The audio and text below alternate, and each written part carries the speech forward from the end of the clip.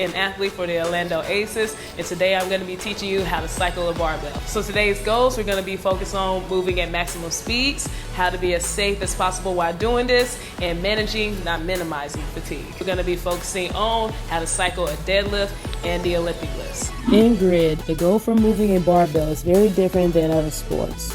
The goal is to cycle the barbell at maximum speed while maintaining clear and definitive standards. This is different than traditional weightlifting where the goal is max load, or in CrossFit where it is usually more efficiency and minimizing fatigue with much higher rep counts. This means that in this video, I will be recommending some things that go against traditional weightlifting or CrossFit coaching. This is for maximum speed only.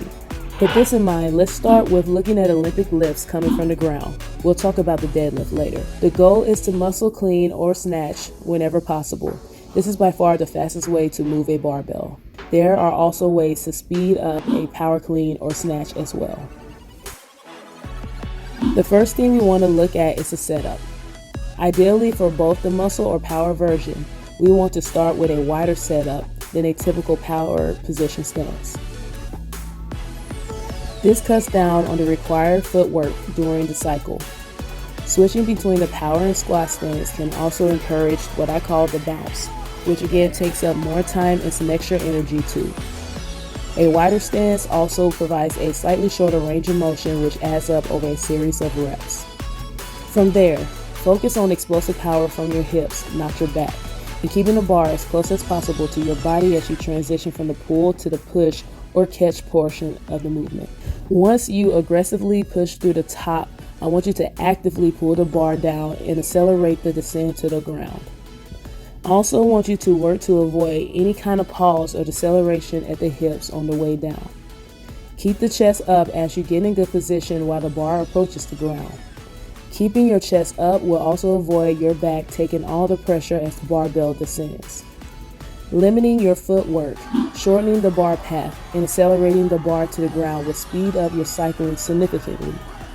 For some athletes, these changes in technique are easier than for others. It will take time to get used to them. I have a progression and some cues to think about to begin to get used to the movement patterns and build the strength for this type of cycling, which will feel very foreign to many to start. 1. Start with an empty barbell to practice pulling with a wider stance and pushing to the sky aggressively at the top with a muscle snatch or push press. Pull the bar down from the top and avoid hip contact on the way up and down. 2. In your normal training, begin incorporating cycling at medium and heavy loads with no belt. This will build the necessary core strength for bracing without slowing down on the descent. 3. As you get the feel for the positioning and the speed, start to add a little weight. I tell my players to practice at about 40 to 60% for 7 to 8 reps to start and work up from there. Every rep should be high speed muscle versions at this point. Get good volume of reps at light weight in a few sessions before you even push heavier weight. 4. As the weight builds, there will be a point where you need to transition to power movements. Embrace this, but focus on maintaining as many of the speed strategies as you can.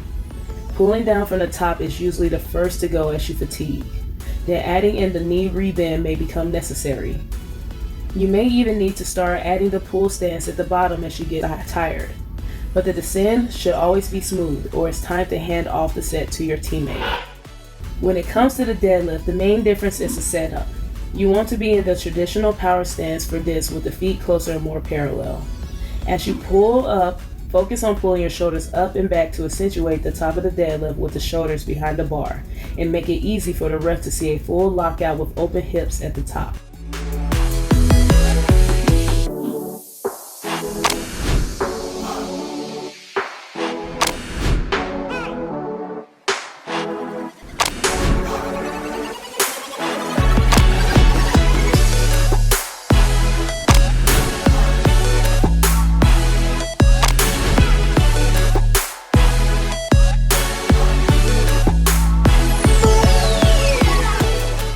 Well, that's it, guys. Hope you guys enjoyed it. If you guys need any more tips or need any personal training or coaching, please hit me up in my Instagram. Taylar made me do it, and that's Taylar with an A, Taylar, made me do it.